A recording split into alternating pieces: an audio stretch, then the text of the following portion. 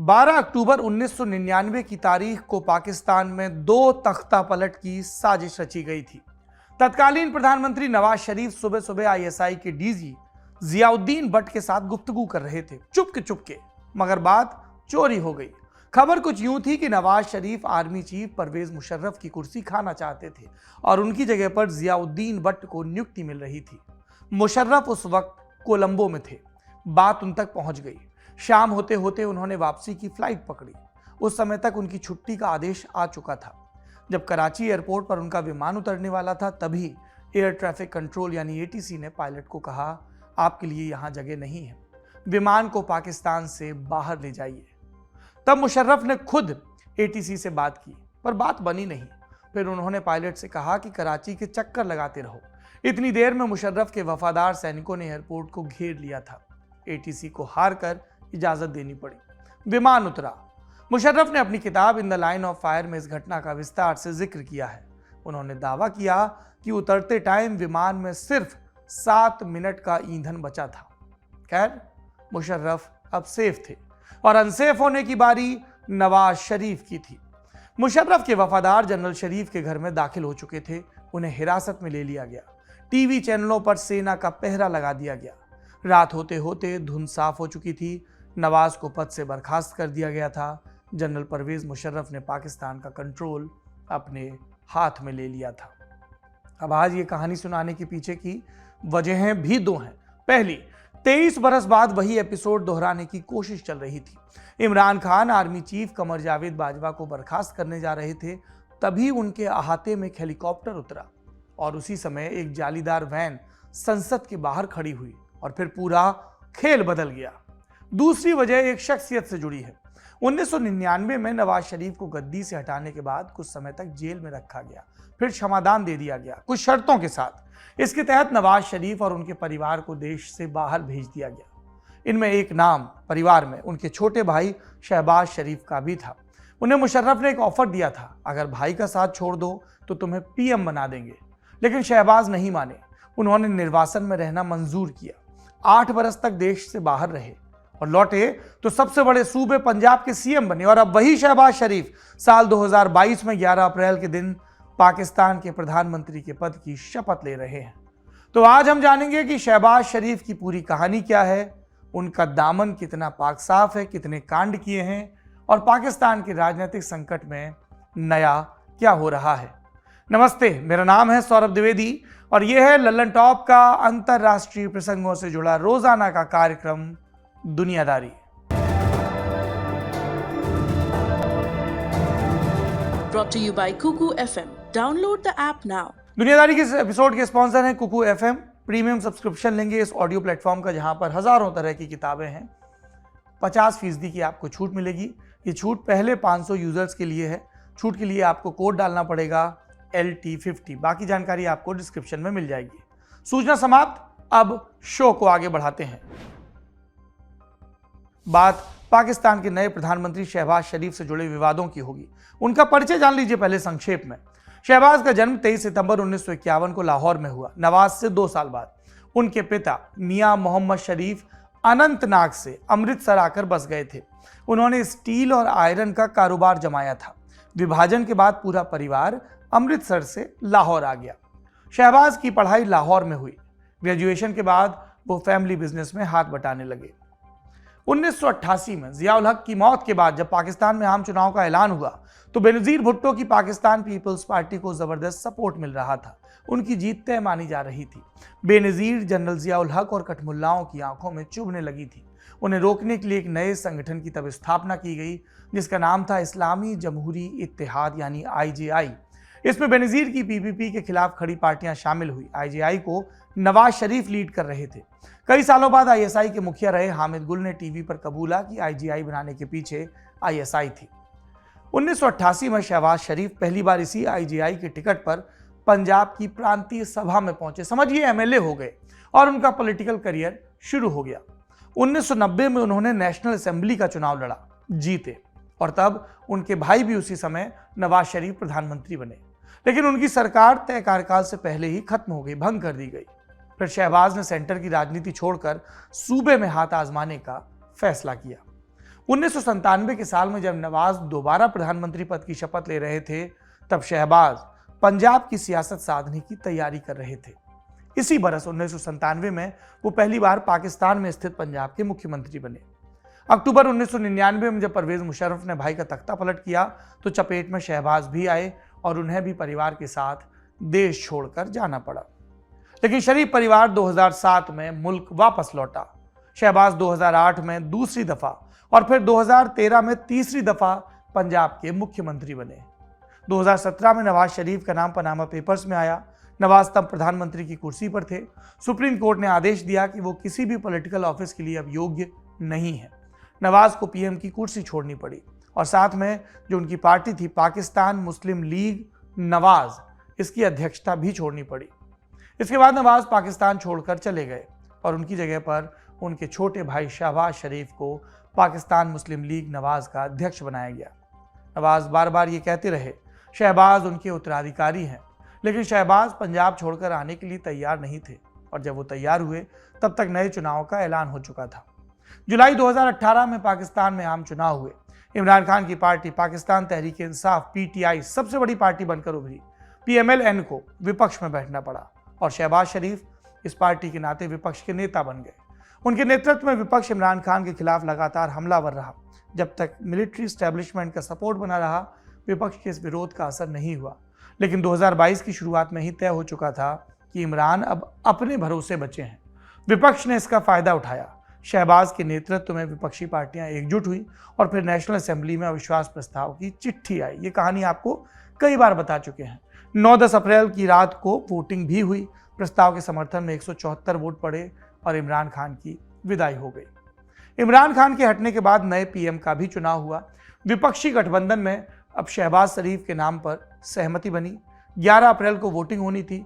PTI की तरफ से पूर्व विदेश मंत्री शाह महमूद कुरैशी ने नॉमिनेशन फाइल किया था, लेकिन ऐन वक्त पर पीटीआई ने नेशनल असेंबली से सामूहिक इस्तीफे का ऐलान कर दिया। यानी शहबाज शरीफ के सामने कोई चुनौती नहीं बची। वो निर्विरोध प्रधानमंत्री चुन लिए गए। शहबाज शरीफ पाकिस्तान के 23वें प्रधानमंत्री बन चुके हैं। उनका कार्यकाल जुलाई 2023 तक रहेगा। यह तो हुआ शहबाज शरीफ पाकिस्तान के नए प्रधानमंत्री का परिचय। अब उनसे जुड़े विवादों के बारे में जान लेते हैं। पहला मामला तब का है जब शहबाज पहली दफा पंजाब के सीएम बने। 1998 में लाहौर के सब्जुजार इलाके में पुलिस ने 5 लोगों का एनकाउंटर किया। इस एनकाउंटर में मारे गए 2 नौजवानों के पिता ने शिकायत दर्ज कराई। कहा कि यह एनकाउंटर शहबाज शरीफ के आदेश पर किया गया था। वो खुद को मसीहा साबित करना चाहते थे। पूरा एनकाउंटर क्रिएट किया गया। मार्च 1999 में लाहौर हाईकोर्ट के आदेश पर शहबाज और 5 अन्य पुलिस अधिकारियों के खिलाफ एफआईआर भी लिखी गई। जून 2003 में उनके खिलाफ समन जारी हुआ। उस समय शहबाज निर्वासन में थे, कोर्ट में पेश नहीं हो सके। 1 साल बाद अदालत ने अरेस्ट वारंट जारी किया। शहबाज ने पाकिस्तान आकर कोर्ट में पेश होने की कोशिश की, लेकिन उन्हें लाहौर एयरपोर्ट से वापस सऊदी अरब भेज दिया गया। 2007 में सुप्रीम कोर्ट ने शरीफ बंधुओं को वापस जब पाकिस्तान लौटने की इजाज़त दी। उसके बाद क्या था, फरवरी 2008 में चुनाव हुए पंजाब में। शहबाज शरीफ दावेदारी ठोक रहे थे, लेकिन रिटर्निंग ऑफिसर ने तब उन्हें चुनाव लड़ने से रोक दिया। हवाला दिया गया 1998 के इसी फेक एनकाउंटर केस का। मामला अदालत में पहुंचा। मार्च में एंटी टेररिज्म कोर्ट का फैसला आया, जिसने उन्हें बाइज्जत बरी कर दिया, लेकिन तब तक चुनाव हो चुके थे। पीएमएल-एन सबसे बड़ी पार्टी बनकर उभर चुकी थी। नेता उसके शहबाज शरीफ थे पंजाब में, तो उन्हें मुख्यमंत्री बनना ही था। तो उनके लिए उपचुनाव करवाया गया, जिसमें वो निर्विरोध जीते और 8 जून 2008 को उन्होंने पंजाब के मुख्यमंत्री के तौर पर शपथ ली। आप टाइमिंग देखिए, पार्टी सत्ता में आती है और उसके बाद कोर्ट बरी करती है। अगला विवाद, इनका दूसरा बड़ा विवाद दूसरे कार्यकाल में सामने आया। फरवरी 2009 में सुप्रीम कोर्ट ने नवाज शरीफ को नेशनल असेंबली का उपचुनाव लड़ने से रोक दिया। नवाज पर 1999 में मुशर्रफ के प्लेन की हाईजैकिंग का केस चल रहा था। कोर्ट का चाबुक शहबाज पर भी चला। उन्हें किसी पब्लिक ऑफिस के अयोग्य ठहरा दिया गया, तो उन्हें भी सीएम पद छोड़ना पड़ा। फिर अप्रैल 2009 में सुप्रीम कोर्ट की बड़ी बेंच ने यह पुराना फैसला पलटा और 2 महीने बाद ही शहबाज सीएम की कुर्सी पर लौट आए। शहबाज शरीफ कुल 3 भाई हैं। नवाज सबसे बड़े, वो 3 बार पाकिस्तान के प्रधानमंत्री रह चुके हैं। शहबाज बीच में आते हैं। सबसे छोटे हैं अब्बास शरीफ। अब्बास 1993 से 97 तक नेशनल असेंबली के सदस्य रहे, लेकिन 2013 में कार्डियक अरेस्ट के चलते उनकी मौत हो गई। वो पॉलिटिक्स में बहुत एक्टिव भी नहीं थे। उनका ज़्यादा जोर फैमिली बिजनेस संभालने पर था। बाकी बचे नवाज और शहबाज। सीरत की बात करें तो नवाज शरीफ को धीर गंभीर माना जाता है। उनकी पहचान घाघ नेता की रही है और उनकी तुलना में शहबाज कहने में कम और करने में ज़्यादा यकीन वाले माने जाते हैं। भाषण बहुत जोशीले नहीं होते, जब ज़्यादा जोश दिखाते हैं तो माइक गिर जाते हैं। वो ताउम्र बड़े भाई के वफादार रहे और इमरान के जाने के बाद उन्हें पीएम का पद भी इसलिए मिला क्योंकि नवाज निर्वासन में है। जानकारों का कहना है कि शहबाज बड़े भाई की खड़ाऊ रखकर शासन चलाएंगे। शहबाज शरीफ को 2 और वजहों से भी याद किया जाता है, इंफ्रास्ट्रक्चर के विकास के लिए और निजी जिंदगी के लिए, शादियों के लिए। उन्होंने मुख्यमंत्री रहते हुए खूब पुल और अंडरपास बनवाए। लाहौर में तो उन्होंने एक पुल इसलिए बनवाया ताकि उन्हें अपनी दूसरी पत्नी के घर जाने में दिक्कत ना हो, ऐसा स्थानीय मीडिया कहती है। ट्रैफिक जाम से बचने के लिए ये सब जतन हुआ और ये कहानी इतनी मशहूर हुई कि उस पुल को आज भी लाहौर में हनी ब्रिज के नाम से जाना जाता है। इसके अलावा शहबाज और उनके 2 बेटों हमजा और सुलेमान पर मनी लॉन्ड्रिंग के आरोप भी हैं।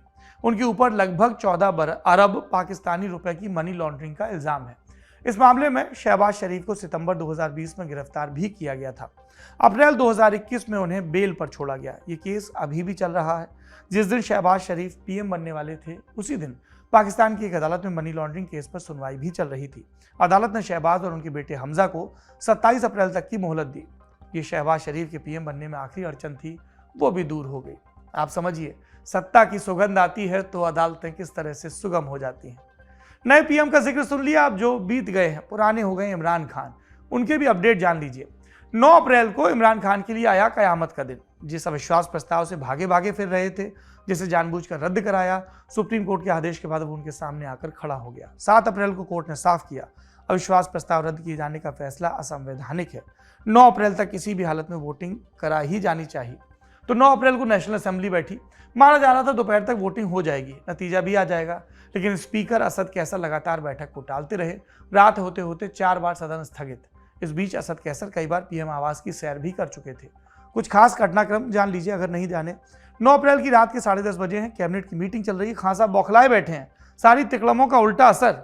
इतने में दिमाग में ख्याल आता है कमर जावेद बाजवा को बर्खास्त करने का। अपना ख्याल सुनाते भी हैं। मीटिंग में बैठे लोग अवाक रह जाते हैं। एक हिम्मत कर कहता है कि खान साहब, मेरा मानना है कि ऐसा नहीं करना चाहिए, असर बुरा हो सकता है।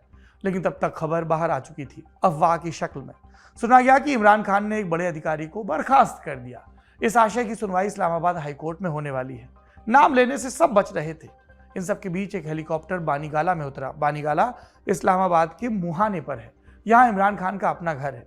जब ये अफवाह चल रही थी तभी हेलीकॉप्टर से 2 बड़े अधिकारी उतरे। दोनों सीधे इमरान खान के कमरे में घुसे। 45 मिनट तक बातचीत चली और पूरी मीटिंग का मजमून एक ही था। खान साहब को दिया एक निर्देश, आदेश की शक्ल में, बिहेव। फिर दोनों बाहर निकल आए। हेलीकॉप्टर जिस रास्ते आया था उसी रास्ते वापस लौट गया।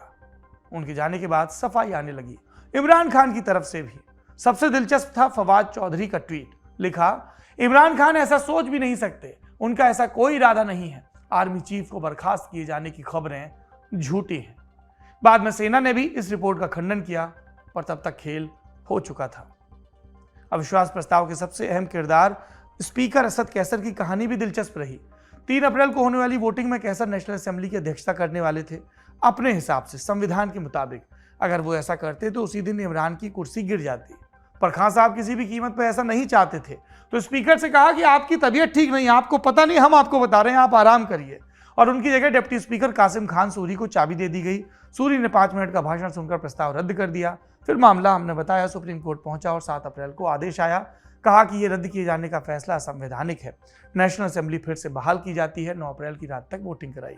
तो जो असद, जो स्पीकर पिछली दफा कॉन्स्टिट्यूशन का अलम उठाने की बात कर रहे थे और इसलिए जबरन छुट्टी पर भेज दिए गए थे, वो इस बार क्या कर रहे थे? सुप्रीम कोर्ट के निर्देश के बाद सदन और पीएम आवास के बीच दौड़ लगा रहे थे, सदन स्थगित कर रहे थे।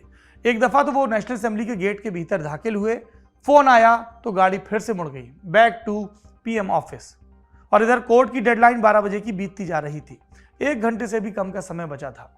Supreme court, Islamabad high court और चुनाव आयोग के दफ्तर खुल चुके थे। माननीय न्यायाधीश औचक सुनवाई के लिए तैयार थे। तय हुआ कि रात के 12:05 पर कंटेम्प्ट ऑफ कोर्ट पर सुनवाई शुरू होगी, स्पीकर और डेप्टी स्पीकर के खिलाफ। इसी दौरान संसद के ठीक बाहर एक जाली वाली गाड़ी भी आकर खड़ी हो गई। उस गाड़ी में ड्राइवर और एक सिक्योरिटी गार्ड के अलावा कोई और नहीं था। इसके बावजूद हर एक न्यूज चैनल पर वही गाड़ी दिख रही थी। शो स्टॉपर बन गई थी गाड़ी। दरअसल उस गाड़ी के ऊपर बड़े बड़े अक्षरों में लिखा था, प्रिजनर्स वैन। पर यह किसको प्रिजनर बनाने के लिए आई थी? अदालत की अवमानना का अपराध करने वालों के लिए? और वे कौन थे? स्पीकर और डेप्यूटी स्पीकर। वैन के आने के बाद इस्लामाबाद के रेड जोन में हलचल तेज हो गई। पीएम आवास गए स्पीकर फौरन लौटे, पत्रकारों के सवाल पर भड़के, भद्दी गाली दी। कुछ मिनट बाद स्पीकर की कुर्सी से इस्तीफे का ऐलान किया और बोले अब सदन की अध्यक्षता अयाज सादिक कराएंगे। सादिक विपक्षी पार्टी पीएमएल-एन के नेता हैं। वोटिंग तय हो चुकी थी। 11:50 पर बेल बजाई गई ताकि कोई बाहर छूट गया हो तो उसे असेंबली के भीतर बुला लिया जाए। 5 मिनट के बाद दरवाजे बंद कर दिए गए। फिर 3 मिनट के लिए सदन को स्थगित किया गया। तब तक कैलेंडर पर नई तारीख दर्ज हो चुकी थी। 10 अप्रैल आ चुका था। नए दिन की कार्रवाई से पहले की औपचारिकताएं पूरी हुई। फिर वोटिंग शुरू हुई। 174 सदस्यों ने अविश्वास प्रस्ताव के समर्थन में वोट दिया। जरूरी आंकड़े से 2 ज्यादा। इतिहास बन चुका था। पाकिस्तान के इतिहास में पहली बार किसी प्रधानमंत्री की कुर्सी अविश्वास प्रस्ताव के जरिए गई। तो जब ये सदन के बाहर प्रिजनर की वैन लग रही थी, जब गालियां बकने के बाद स्पीकर इस्तीफा दे रहे थे, जब नई सरकार का चयन हो रहा था, तब इमरान खान क्या कर रहे थे? इमरान खान पीएम का आवास खाली कर रहे थे। आज की दुनियादारी में इतना ही। जाते जाते एक जरूरी सूचना, ऑर्डिनरी पर हम जल्द ही आपके लिए एक नया शो लेकर आने वाले हैं जिसका नाम है परवरिश। नाम से जाहिर है ये शो पेरेंटिंग की टिप्स देने वाला है। तो अगर आप यंग मम्मी पापा हैं या नॉट सो यंग भी हैं तो ये शो आपके बहुत काम आने वाला है। जो भविष्य में मम्मी पापा बनना चाहें उनके लिए भी ये शो आप देख पाएंगे हमारे यूट्यूब चैनल और फेसबुक पेज पर जिसका नाम है ऑर्डिनरी। अब विदा लेता हूं। उम्मीद है कल फिर मुलाकात होगी। शुक्रिया। शुभ रात्रि।